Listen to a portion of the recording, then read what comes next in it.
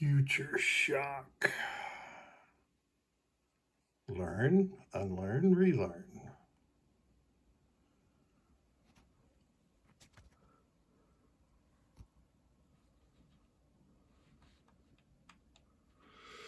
I was employed as a machinist trainee in two separate large factories. That was in the summer and fall after I graduated law school or high school, 1974. There's a cluster of reasons I ended up in those factory jobs.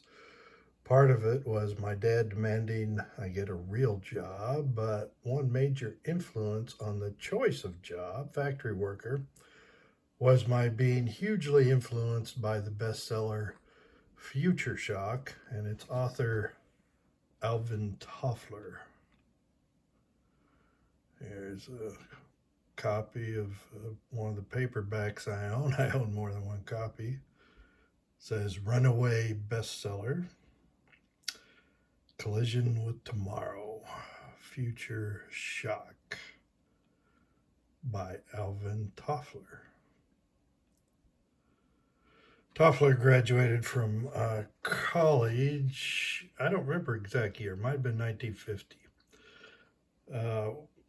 with a major in English. Then he went to work in a factory for 4 years. Learned a lot about machining, welding, the types of machines that are in manufacturing shops.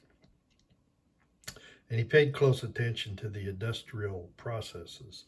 He worked for many years then, after he left the factory, worked for many years as a successful journalist. He was the interviewer on what many think was the best Playboy interview, that of Vladimir Nabokov. Then he wrote his bestseller, Future Shock. He wrote it in the 60s and published and became a bestseller in, I believe it was 1970. It's nearly impossible to convey the impact that Future Shock had on America's readers. Stacks of the books were seen everywhere. I was in high school when it was published. I read it as soon as I could. We talked about it at school. We were assigned to talk about it. We had either courses or portions of courses called current events. And one of the current events that we talked about more than one day was Future Shock, the book and the information it contained. The title, Future Shock, was derived from a very common phrase at the time, culture shock. That came from Peace Corps volunteers who couldn't adapt to their new surroundings, to the new culture to which they'd been assigned. No may mean yes, laughter may mean anger. They may not understand they're being ridiculed, but they are incompetent in their new land. They'd withdraw. Natives would tell the Peace Corps managers to take this one back. The cure for the disease of culture shock is being returned to one's original culture. There's no such cure for future shock. The world has changed and there's no going back to a comfortable place of the way things were. That's explained near the beginning of the book Future Shock. Late in the book, Toffler says he writes, we need to teach students to learn, unlearn, and relearn. That time arrived as a necessity by the end of the 20th century. We needed to relearn a new way of operating devices, programs, software. It's a world we've lived in this entire millennium. What impressed my cohorts and I when I was in high school was learning we were the first generation where white-collar workers in the USA outnumbered the blue-collar workers. After high school, I was a blue-collar worker for quite a while, many years, factory worker, mall and building complex maintenance man, firefighter, EMT, and then became a white-collar worker lawyer, teacher of humanities, political science, social science, human resource management, and writer. The two sentences in Future Shock right after Toffler wrote that we needed to teach students to learn, unlearn, and relearn were these. Quote, psychologist Herbert Gurjoy of the Human Resources Research Organization phrases it simply. The new education must teach the individual how to classify and reclassify information, how to evaluate its veracity, how to change categories when necessary, how to move from the concrete to the abstract and back, how to look at problems from a new direction, how to teach himself. Tomorrow's illiterate will not be the man who can't read, he will be the man who has not learned how to learn. It was not a new idea. It was written in the 1960s.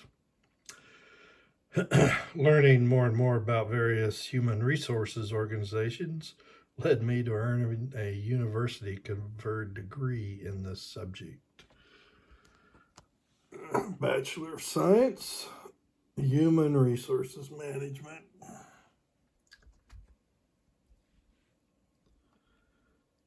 Now, my particular degree focus involved learning a lot of psychology, and I was inducted into the Fringe University Psychi chapter, the National Honor Society in Psychology.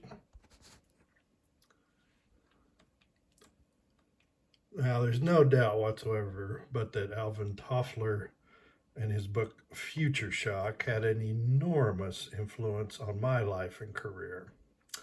But there's also no doubt but that another futurist, Buckminster Fuller, also had an enormous influence on my life and career. Here's a letter from International College in Los Angeles informing me that Buckminster Fuller had accepted me as a student for personal tutoring. Bucky wanted me to become what he said he was, a comprehensive anticipatory design scientist. I don't know that I succeeded in that. I have to attend to other matters. I may not post on Substack or YouTube for an indeterminate time, maybe a month, maybe longer. And then I'll probably tell you more about Buckminster Fuller. Now, also, after I read that, I thought I should make a note here based on past experience. Some readers won't know who Nabokov or Toffler were, nor Playboy, nor Future Shock. Those who do learn from the University of Smartphone usually get incomplete or slanted knowledge. They learn about the tails of the bell curve.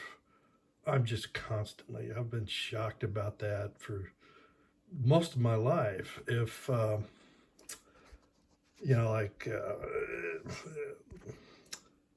if someone makes 19 or 20 predictions and gets 19 right, I'm just shocked out of the, front page of the newspaper will say, just focus on the 20th where he was wrong. It's just, that's not the way to look at the bell curve. Nabokov's novel Lolita was number 4 on the Modern Library list of the best novels of the 20th century, and his nonfiction memoir, Speak Memory, was at the 8th on the list of nonfiction books. Put those two together, he's the highest ranked author of fiction and nonfiction books. Many cognoscenti accept Nabokov was the best writer of the 20th century, though I continue to meet many who've never heard of him. Fuller was a polymath. He's in the Navy. He was trained. He was the last of the officer of the era where officers were trained to be independent, to be diplomats in foreign lands. And he became the world's first seaplane pilot while in the Navy. Test pilot. Just fascinating guy. Writer, economist, architect. He had the longest listing in the international who's who. Maybe he doesn't rank above John von Neumann, FDR, and Hugo Gernsback, but not far behind. Alvin Toffler is just a step behind Bucky. Asimov, maybe even with, or just a step behind Toffler. And Arthur C. Clarke is in that race. Not easy, but necessary. Learn, unlearn, relearn constantly. I'm noticing I'm having more health hand tremors. So sorry about that. There's no way around it. I've been to doctors. Just part of my problems as I age.